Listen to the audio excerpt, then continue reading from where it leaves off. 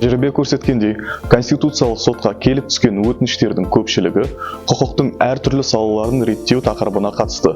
Мысалы, өтініш білдірушілердің көбісі сот шешімдерімен келіспейді, сот үкімін қайта қарауды, сотпен тағайындалған жаза мерзімін қысқартуды, немесе тергеу әрекеттері бір жақты жүргізілді деп, не барлық дәлелдемелер назарға алынбады деп, қылмыстық істі талап етіп алдыруды және судьялардың әрекеттеріне баға беруді сұрайды.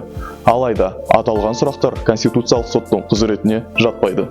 Егер азамат сот қолданған заң нормасының конституцияға сәйкестігіне күмәнданса, оның конституциялығын тексеру үшін Конституциялық сотқа жүгінуге құқылы. Осы себепті азамат Конституциялық сотқа жүгінген кезде сот шешімін емес, нақты заң нормаларын Конституцияға сәйкестігін тексеруді талап ете алатынын анық түсінуі қажет.